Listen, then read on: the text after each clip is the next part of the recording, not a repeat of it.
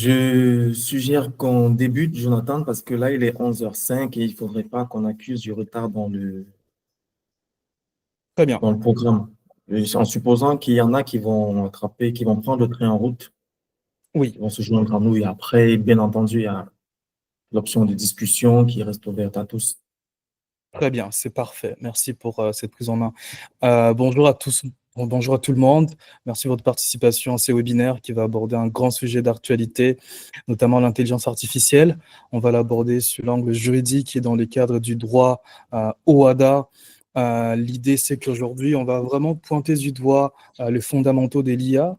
On va explorer son impact sur le modèle d'affaires. On va aussi réfléchir sur base de ces éléments sur comment préparer l'avenir. Et l'idée, c'est de voir quelles opportunités il y a avec l'intelligence artificielle et aussi l'aborder dans le contexte africain. Slide. Donc, on va se présenter pour ceux qui ne nous connaissent pas. Donc, pour les nouvelles personnes, je suis Jonathan Maboulaye, je suis juriste en droit de société, formaliste chez Formalsup.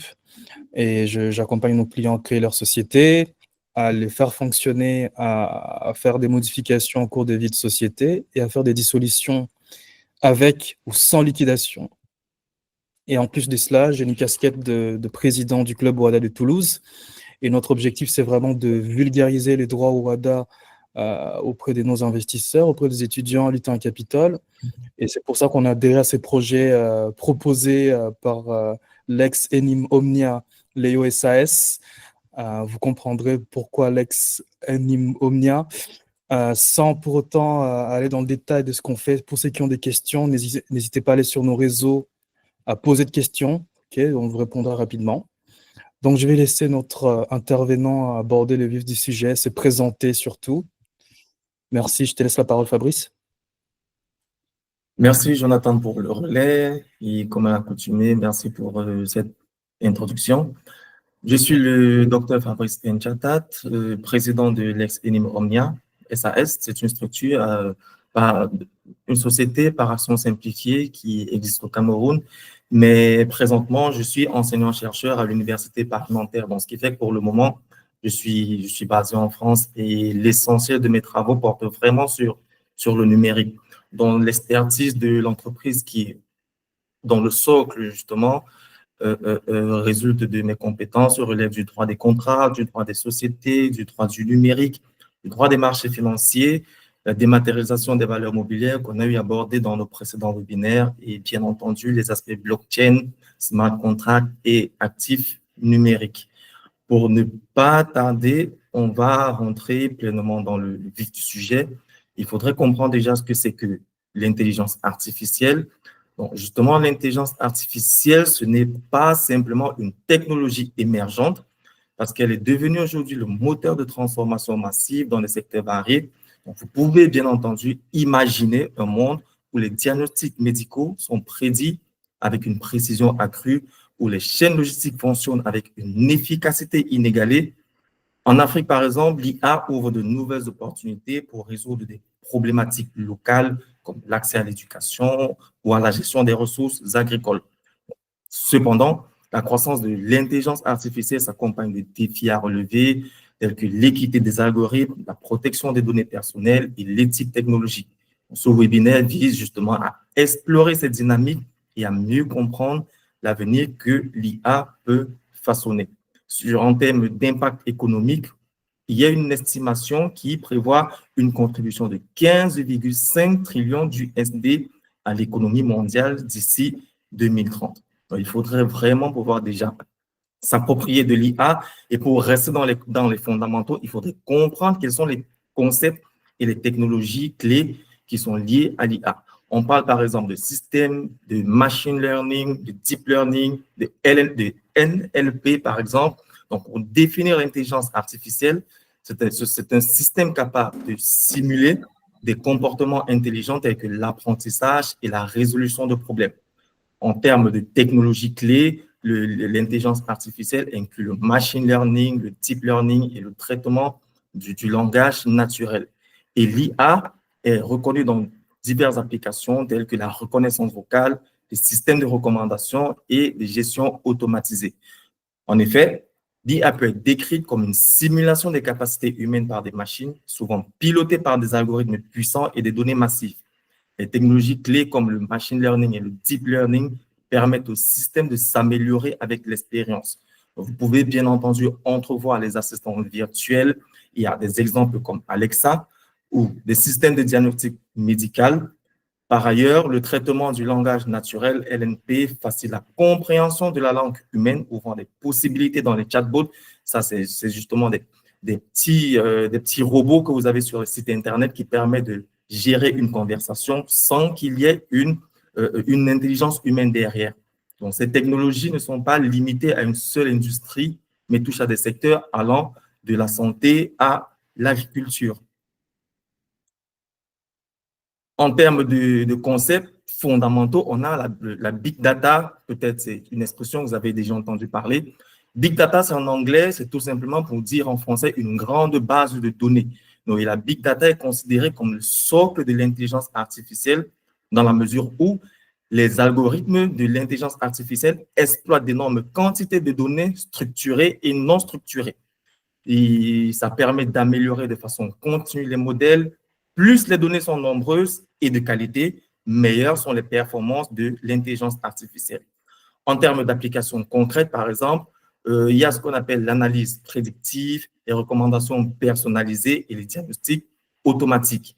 Donc, ce qu'il faut retenir ici, c'est que le big data, c'est le carburant de l'intelligence artificielle, puisque les systèmes d'IA s'appuient sur des masses de données pour apprendre, évoluer et fournir des résultats précis. Vous pouvez bien entendu imaginer un moteur de recherche qui affine ses réponses à chaque requête ou un système médical qui détecte des maladies en se basant sur des millions de cas similaires.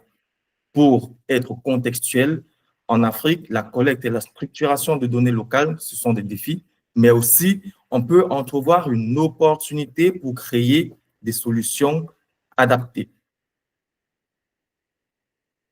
Donc, l'IA, c'est une révolution industrielle. Il faudrait essayer de faire une petite comparaison historique et de voir un peu l'impact global. L'IA transforme, l'IA, du moins, est souvent qualifiée de quatrième révolution industrielle après la vapeur, l'électricité et l'informatique. Les prévisions estiment une contribution, telle que je l'ai dit dans une slide précédente, une contribution de 15,7 millions de 7,5 trillions d'USD à l'économie mondiale d'ici 2030. L'IA redéfinit donc les processus de production, tout comme les révolutions industrielles passées. En fait, l'IA, ce n'est pas une simple technologie comme tout ce qu'on a pu connaître, c'est une transformation majeure de notre société. En tant que quatrième révolution industrielle, elle s'inscrit dans la continuité des révolutions précédentes, à savoir la vapeur, l'électricité, l'informatique. Donc, l'IA, cependant, se distingue par sa capacité à automatiser et à innover à une vitesse sans précédent. Donc, pour ceux qui traitent déjà un peu ou qui utilisent l'IA, vous comprenez un peu de quoi je parle dans cet exposé. Donc, voilà, il faudrait justement pouvoir saisir l'IA pour comprendre son impact et mesurer l'ampleur des 15,7 trillions d'USD qui pourront être générés pour l'économie mondiale d'ici 2030.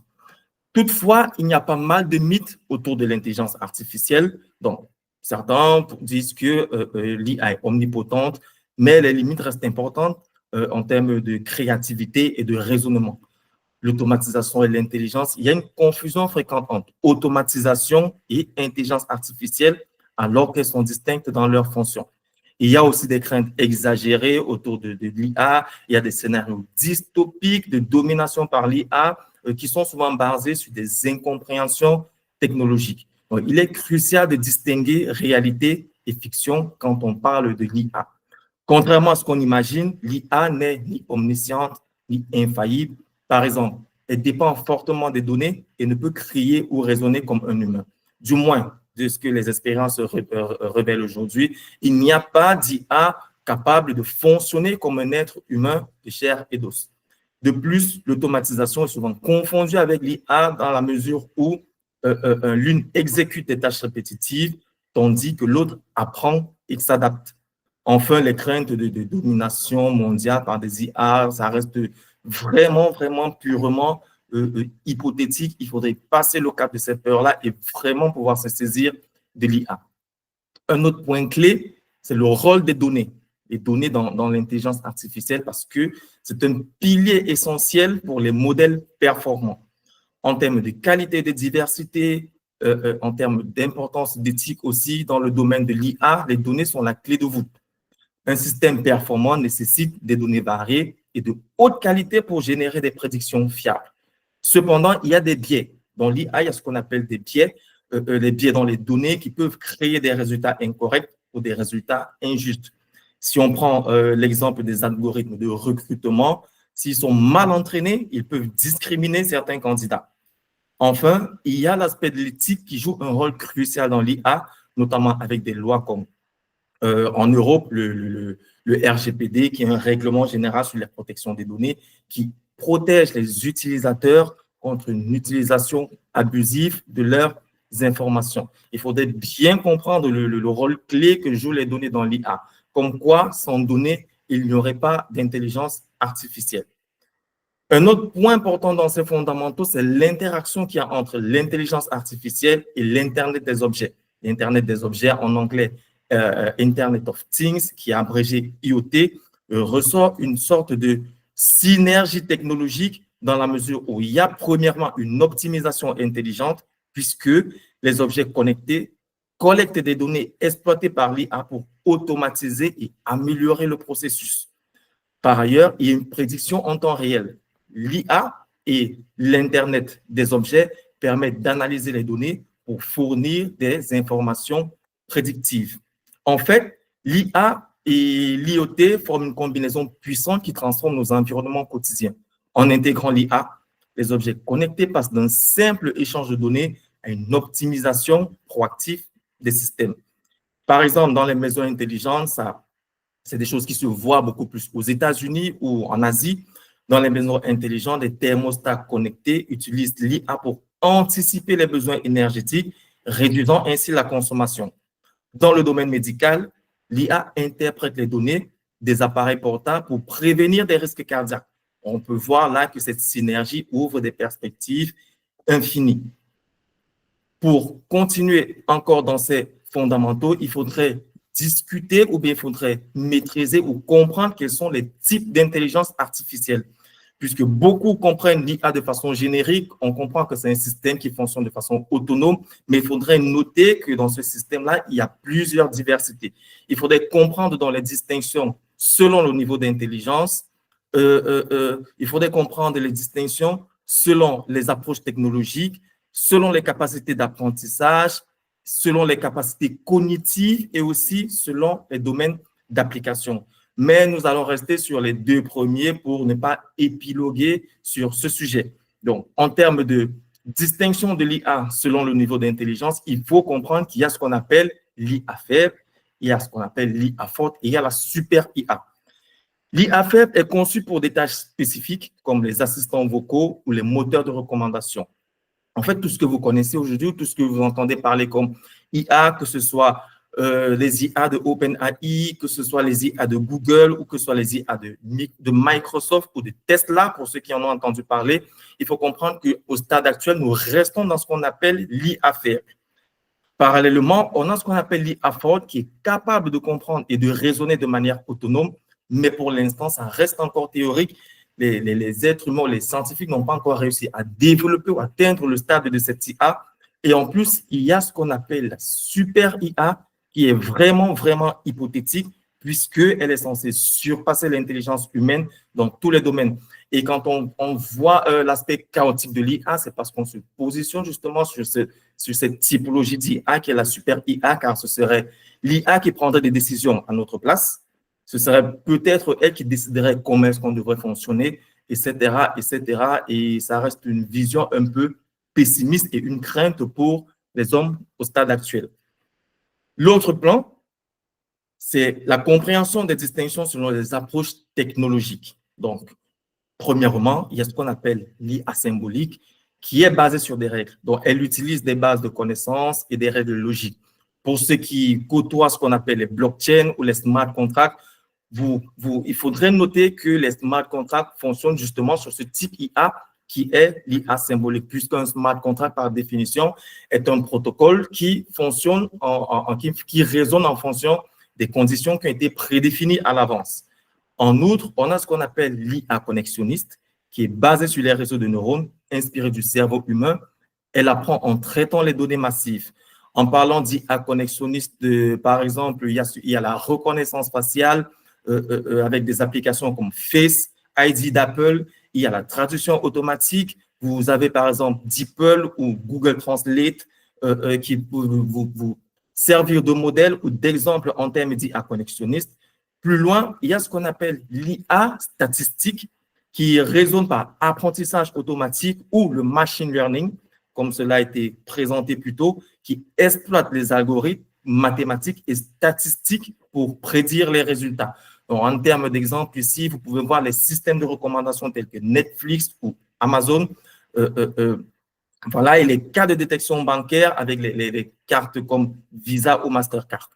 Il y a également ce qu'on appelle l'IA hybride qui combine l'IA symbolique, connexionniste et statistique pour une intelligence plus avancée.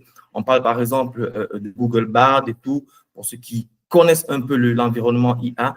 Et enfin, les IA qui sont un peu les plus connus, qui sont les IA génératives, qui sont capables de créer du contenu, créer des textes, générer des images, générer des vidéos. Il s'agit bien entendu de ChatGPT, de Copilot, de Perplexity, de DALL-E, de Midjourney. Il y a tout un arsenal d'IA qui, de nos jours, font un peu la une des journaux, la une des débats en termes d'intelligence artificielle. Donc, ce qu'il faudrait retenir sur ce dernier point, ce sont les impacts sociaux de l'IA, les répercussions sur les individus et la société.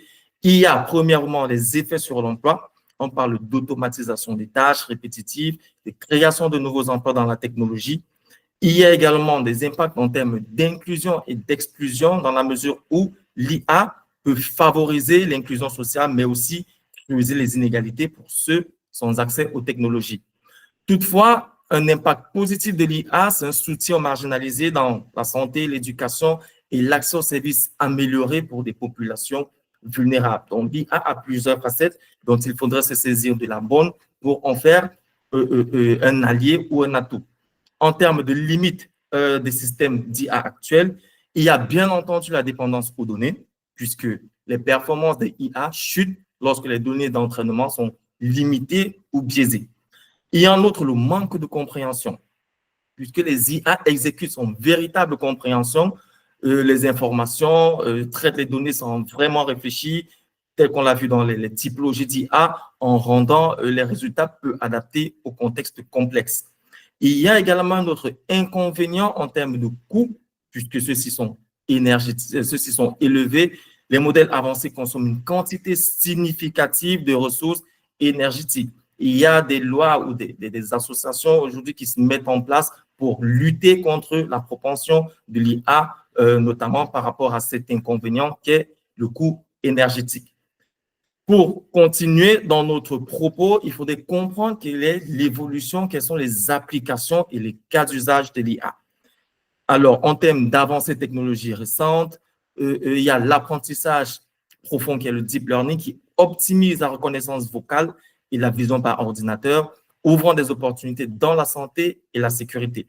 Les modèles d'IA génératifs tels que ChatGPT permettent de créer du contenu à grande échelle.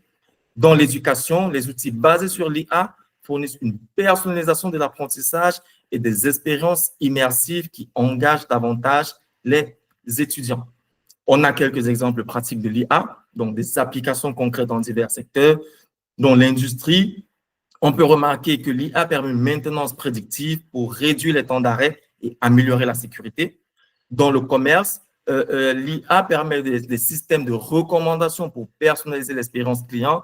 Au niveau de l'environnement, il y a une surveillance des changements climatiques et la gestion des ressources naturelles. Sur le plan de la finance et de la banque, il y a la détection des fraudes et l'inclusion financière grâce aux algorithmes d'IA.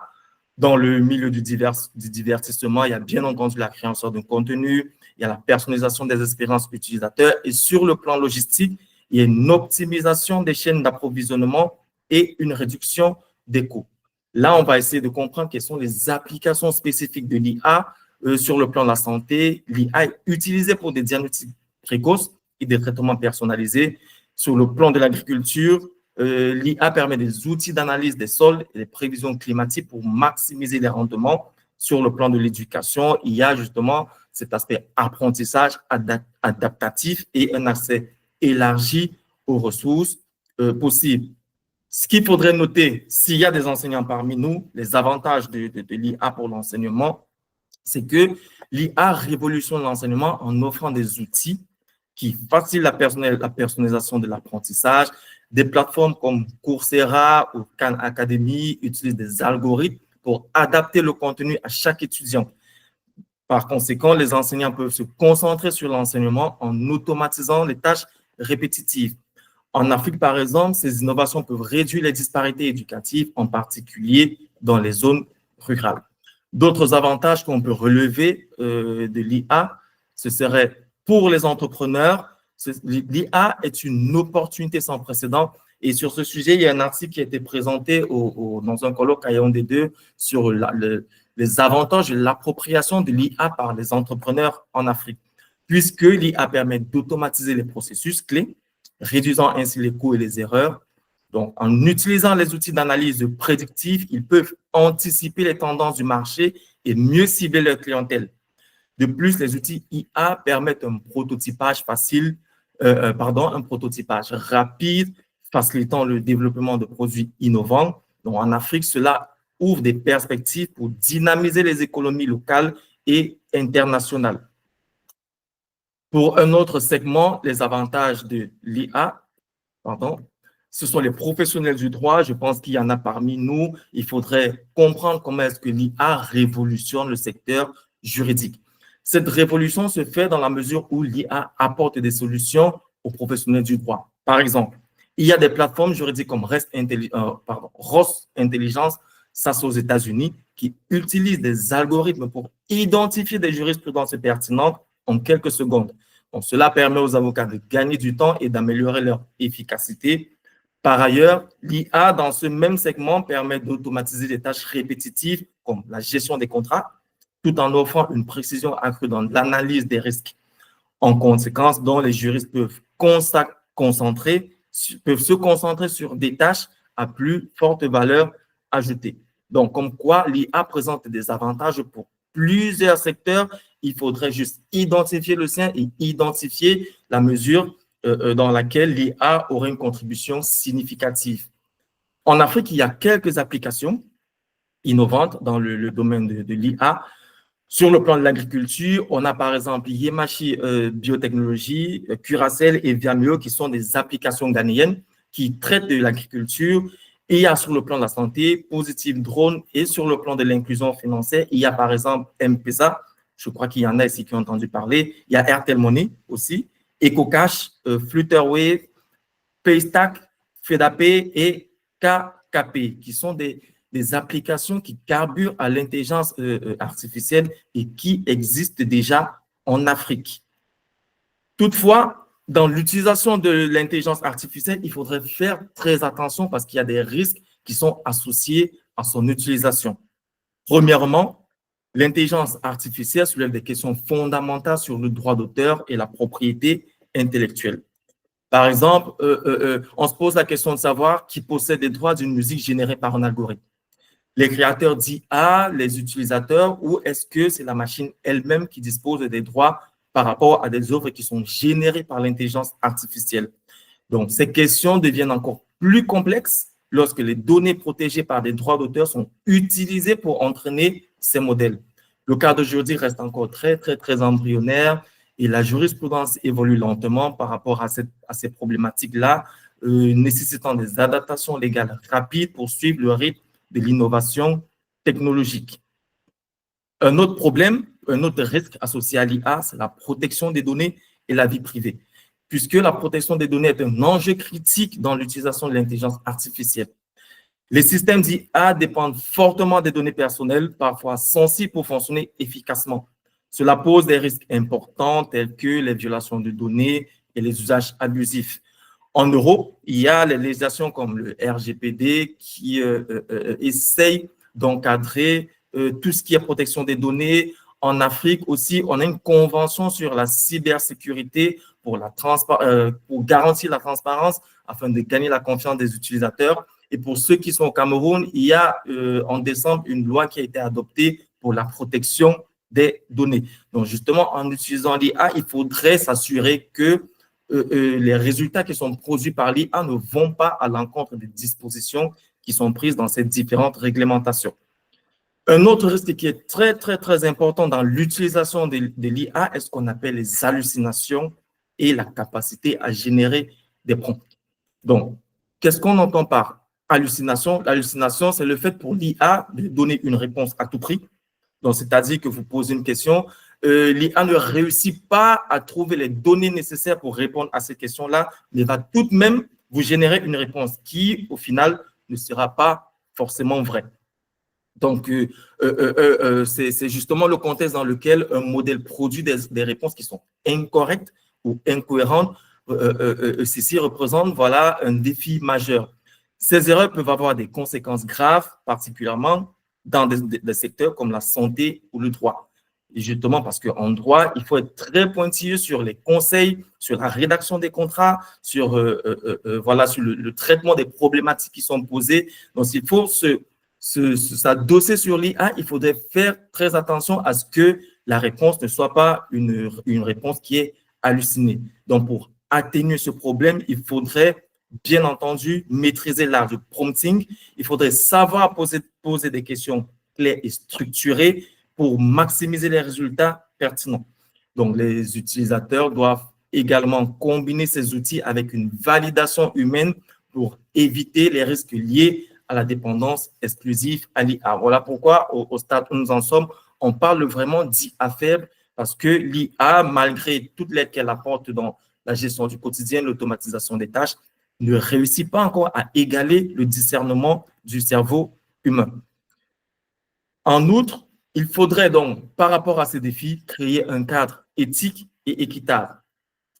Vu que l'intelligence artificielle n'est pas exempte de biais, car elle dépend des données utilisées pour son entraînement.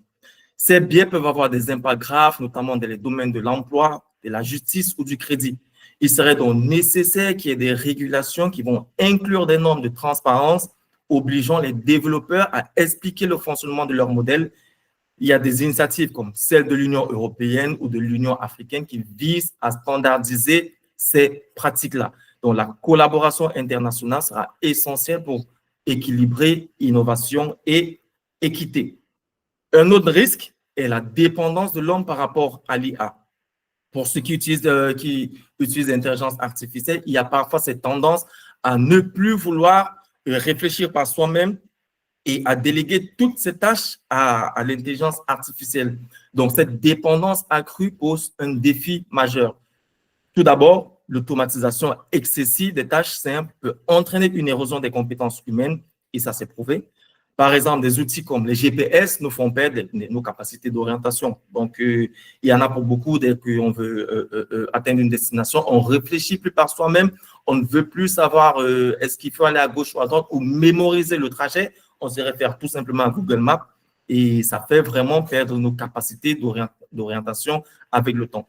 Ensuite, il y a une confiance aveugle envers les algorithmes qui peut conduire à des décisions erronées, particulièrement en cas de biais. Et enfin, la réduction de l'esprit critique est préoccupante puisque l'automatisation de l'analyse limite souvent la réflexion et la créativité humaine. Pour rester dans le contexte africain, il y a des difficultés qu'on a relevées dans l'application de l'IA et ça, ce sont des difficultés qui sont d'ordre commun. Bien entendu, la première difficulté, c'est la fracture numérique qui reste un obstacle majeur pour l'adoption généralisée de l'intelligence artificielle. Avec moins de 40% de la population connectée à Internet, de nombreuses régions rurales manquent d'accès aux outils numériques nécessaires. Il y a également le manque de centres de données locaux qui augmente la dépendance aux infrastructures étrangères, ce qui limite la souveraineté technologique du continent parce que vous allez traiter avec des données qui ne sont pas africaines, mais plutôt étrangères et dans la mesure où vous allez générer du texte, ces textes-là seront conservés dans des data centers qui sont situés à l'étranger. Et il y a un dernier point qui relève ou qui ressort des inégalités géographiques, puisqu'il y a des disparités importantes entre les zones urbaines et les zones rurales. En termes de défis structurels, il y a l'indisponibilité des données locales que je viens d'évoquer. Il y a l'interopérabilité qui est limitée puisqu'il y a plusieurs difficultés d'intégration entre les systèmes locaux et les systèmes internationaux. Il y a bien entendu les coûts élevés dans la mesure où les infrastructures et la formation qui sont requises sont souvent hors de portée. Également, le déficit énergétique. Les besoins d'énergie des systèmes IA ne sont pour l'heure pas compatibles avec les capacités énergétiques de nombreuses régions, ce qui pourrait freiner les institutions à prendre des décisions proactives pour la vulgarisation de l'intelligence artificielle. On a pu déceler quelques solutions. Il faudrait stimuler l'innovation et réduire les écarts. Qu'est-ce qu'on entend par stimuler l'innovation? Ça revient à réduire la fracture numérique et maximiser l'impact de l'intelligence artificielle en Afrique par la création de hubs technologiques qui est vraiment essentielle. Ce sont donc des espaces collaboratifs qui vont permettre de former des talents locaux et de concevoir des solutions adaptées aux besoins spécifiques. Un autre aspect très important est le partenariat public-privé qui pourrait jouer un rôle clé en mobilisant les ressources financières et techniques. Et puis, au final, il y a les collaborations internationales qui offrent un accès à des technologies de pointe et à des bonnes pratiques pour renforcer les capacités locales. En termes de précision sur les partenariats publics-privés, ils jouent un rôle clé justement dans l'adoption de l'IA, notamment en Afrique, dans la mesure où des initiatives comme des hubs technologiques soutenues par les gouvernements et des entreprises locales permettraient d'accélérer ces innovations-là. Donc, les collaborations mobilisent des financements et des expertises diversifiées, rendant les projets vraiment viables. Donc, de plus, dans ce contexte, en ciblant les besoins locaux comme l'éducation ou l'agriculture, ça permettrait de maximiser l'impact sociétal. Pour parler donc de projets collaboratifs en Afrique, il faudrait avoir des initiatives financées qui sont des programmes comme le AI 4D qui finance la recherche locale et les startups technologiques. Il y a également le partage de connaissances dans la mesure où les collaborations favorisent le transfert de technologies et l'expertise et un focus sur les besoins locaux, la santé, l'agriculture et bien entendu l'éducation.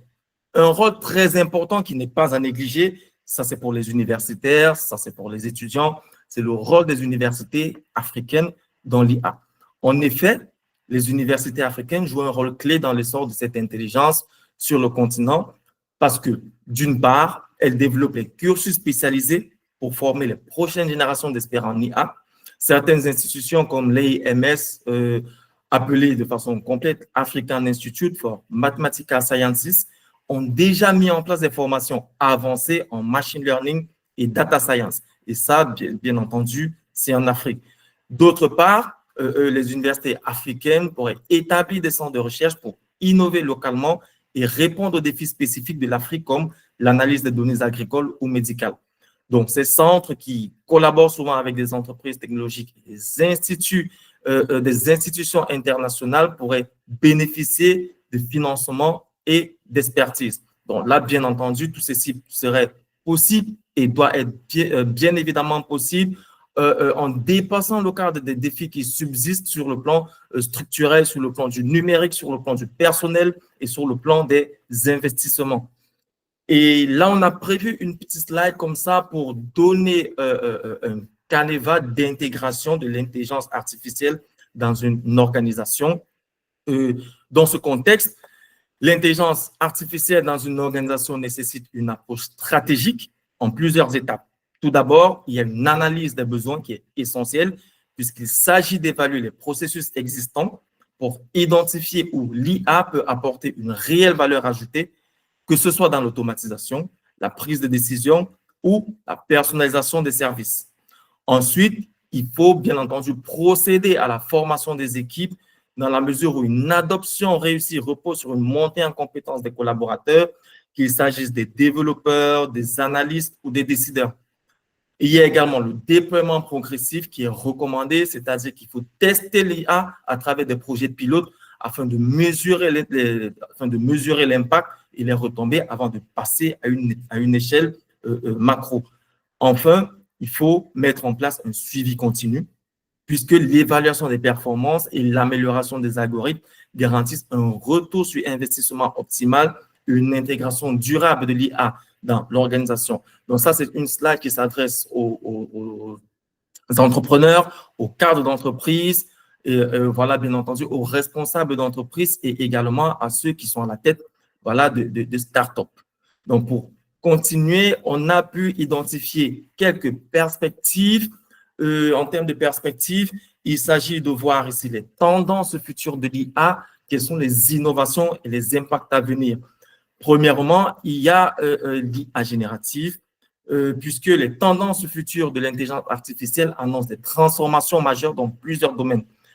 Étant donné que l'IA générative continue d'évoluer, ça va permettre la création de contenus ultra réalistes, et c'est d'ailleurs ce qui se fait déjà, la rédaction automatisée et des avancées en création assistée. Il y a des modèles comme ChatGPT et DALL-E qui ouvrent de nouvelles opportunités, mais bien entendu posent des défis en matière d'authenticité de l'information. Il y a beaucoup de fake news aujourd'hui qui envahissent les réseaux sociaux et qui sont possibles grâce à l'utilisation de l'intelligence artificielle. Il y a également ce qu'on appelle l'Edge AI qui devient essentiel avec des modèles embarqués sur des appareils, à savoir les smartphones ou l'Internet of Things, qui réduisent la dépendance au cloud et accélèrent le traitement des données en local. Ça, c'est un système qui est recommandé pour l'Afrique dans la mesure où il n'y a pas beaucoup d'accès à la connectivité. Il y a vraiment cette fracture numérique. En outre, l'IA peut être comprise pour la durabilité dans la mesure où elle prend de l'ampleur, notamment pour l'optimisation énergétique, la réduction des déchets industriels et la préservation des ressources naturelles. Et enfin, quand on parle d'IA, il faut bien entendu la réguler puisque la régulation devient incontournable. Donc, de nouvelles législations en Europe, telles que l'AI Act, visent à encadrer les usages de l'IA pour garantir transparence, sécurité et responsabilité. Il y a un nouvel phénomène qui s'annonce, on parle d'IA et Edge Computing. Là, on essaye de tendre vers une autonomisation accrue de l'intelligence artificielle. Le premier point, c'est le traitement local des données, parce que cette combinaison va permettre de réduire la dépendance au centre de données grâce au calcul embarqué. Donc ça, c'est des termes techniques qui accompagnent un peu l'essor de l'IA, mais pour lesquels il faudrait déjà s'approprier dès le départ pour ne pas être laissé sur le banc de touche. Il y a en plus ce que ça va permettre, l'IA et l'edge computing, l'amélioration de la latence, qui consiste à exécuter rapidement des algorithmes de l'IA directement sur des appareils sans connexion constante au cloud. Donc, ça suppose qu'à terme, on va pouvoir développer des protocoles ou des processus, des systèmes IA qui ne vont pas reposer directement sur la conservation des données en ligne. Il y a également des cas d'usage, le déploiement dans les véhicules autonomes. Aujourd'hui, on parle de véhicules qui se conduisent tout seuls. Je fais référence, bien entendu, à Tesla, l'IoT industriel et la cybersécurité. Et ce que ça va poser comme défi technique, c'est l'optimisation énergétique, la puissance de calcul embarquée et la sécurité des données. Les modèles d'IA open source qui prennent de plus en plus du terrain, ils se posent la question de savoir est-ce que ce sera une opportunité finalement pour les êtres humains ou plutôt une menace. On a pu identifier ici quelques avantages et bien entendu des risques. D'une part, en termes d'avantages, on a l'accessibilité et l'innovation. La démocratisation de l'IA grâce à des modèles ouverts va favoriser la recherche et l'innovation. Démocratiser l'IA revient à avoir des systèmes qui tendent plus en plus vers la gratuité ou à des coûts qui sont très peu élevés. Et en termes de risque, on a une dépendance et il faudrait une régulation en termes de dépendance et une absence de contrôle centralisé qui peut poser des problèmes d'utilisation abusive. Sur le plan de la sécurité et la cybersécurité, ça représente un véritable défi puisqu'il y a le risque accru de vulnérabilité et d'exploitation malveillante des modèles. Et on revient encore sur les biais algorithmiques qui donne le résultat des hallucinations dans la mesure où il sera de plus en plus difficile d'encadrer ces biais dans les modèles IA qui sont accessibles à tous. Plus on a accès à l'IA, plus il faut mettre des données en ligne et il y a des données qui ne sont pas forcément vérifiées, qui ne sont pas sincères et qui peuvent induire dans les modèles à générer des erreurs, et voilà, des fautes comme ça, qui peuvent avoir de grosses conséquences sur l'utilisateur ou pour son environnement. On parle également, en termes de tendance et de perspective, d'IA émotionnelle. En fait, ça, c'est une avancée majeure qui va permettre aux machines de comprendre et d'interagir avec les émotions humaines. Donc, grâce à l'analyse des expressions faciales, du ton de la voix et des gestes, ces systèmes peuvent adapter leurs réponses en fonction de l'état émotionnel d'un individu. Dans le domaine médical, par exemple, ces technologies sont utilisées pour détecter précocement des troubles mentaux tels que la dépression ou l'anxiété. Elles apportent également un soutien psychologique via des chatbots empathiques et des assistants virtuels. Mais encore sur ces temps-là, il se pose la question de savoir vraiment est-ce qu'il est nécessaire de délaisser un peu les relations humaines pour discuter avec des machines. On a en outre le secteur du service client et du commerce qui profite à l'IA émotionnelle pour améliorer l'expérience utilisateur. Donc, les assistants virtuels détectent les frustrations des clients et adaptent leur ton pour une meilleure satisfaction. Un exemple qui est plus ou moins amélioratif est l'exemple d'un entrepreneur qui a remplacé dernièrement tout son service client à 90% par une intelligence artificielle. Donc, ça reste à voir si c'est une bonne ou une mauvaise chose, mais il faudrait prendre l'IA avec des pincettes. Donc, ces avancées soulèvent plusieurs questions éthiques majeures. Comment, dans ce cas, on pourrait protéger la vie privée des utilisateurs? Est-ce qu'il existe un risque de manipulation émotionnelle via ces outils? Il y a plusieurs débats autour de la régulation qui sont en cours pour, voilà, garantir un usage responsable.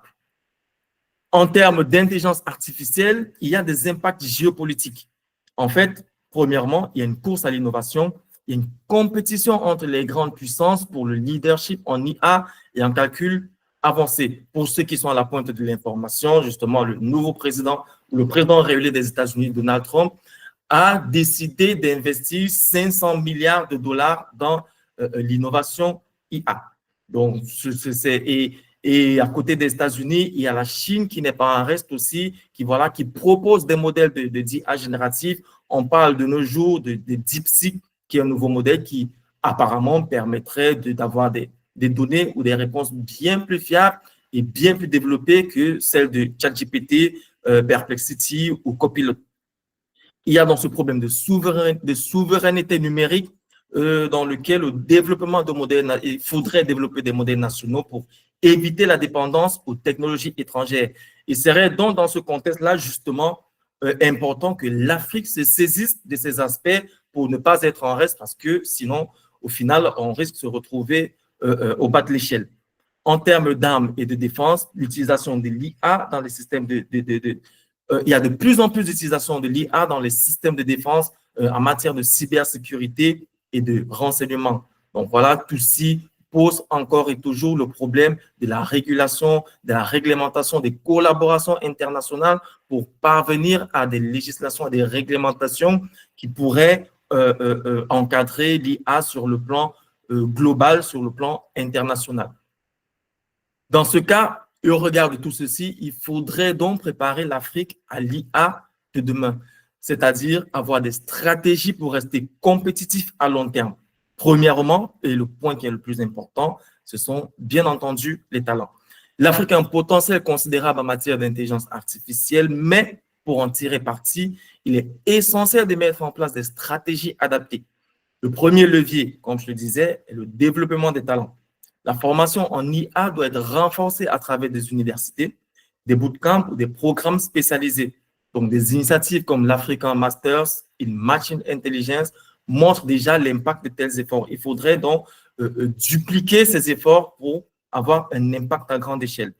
Ensuite, il y a bien entendu l'investissement dans les infrastructures technologiques qui est indispensable, l'accès aux centres de données, aux supercalculateurs et aux réseaux performants permettra aux startups et aux chercheurs de rivaliser avec les géants mondiaux. Ça, c'est une interpellation à nos institutions, peu importe quelle qu'elle soit en Afrique. Il faut aussi que les juristes s'attellent, les universités juristes ou les étudiants à penser ou à proposer des cadres législatifs clairs, puisque l'encadrement et la régulation de l'IA doivent garantir un développement éthique et sécurité. Donc, d'une part, on a bien entendu les développeurs, mais parallèlement, il y a aussi la doctrine, voilà, ou les législateurs qui doivent réfléchir sur les questions d'éthique afin de ne pas avoir une IA qui va menacer le bien-être ou le développement de la société. Et enfin, il y a les partenariats internationaux qui jouent un rôle clé, c'est-à-dire une collaboration entre les universités, les entreprises, les institutions mondiales, qui va permettre d'accéder aux dernières avancées et d'adapter ces technologies aux réalités africaines. Donc là, on arrive au terme de cet exposé sur le plan de la synthèse des opportunités. Il faut retenir que grâce à l'IA, il y a un développement rapide de solutions dans tous les secteurs. Il y a une réduction de coûts puisqu'on a une optimisation des processus grâce à l'automatisation intelligente. L'IA aussi permet d'une autre manière d'améliorer les conditions de vie dans la mesure où on a un accès étendu aux services essentiels comme la santé et l'éducation. Et ce qu'il faut également retenir, c'est des potentiels combinés. Quand on parle de potentiels combinés, c'est-à-dire l'intelligence humaine qui se met avec l'intelligence artificielle pour produire des résultats optimaux. Donc, justement, dans ce sens, il y a le professeur Karim Lakhani, qui est de la Harvard University School, qui a dit que l'IA ne remplacera pas les êtres humains, mais les êtres humains avec l'IA remplaceront ceux sans l'IA. Donc, c'est une citation qui amène vraiment à réfléchir sur la question de l'intelligence artificielle.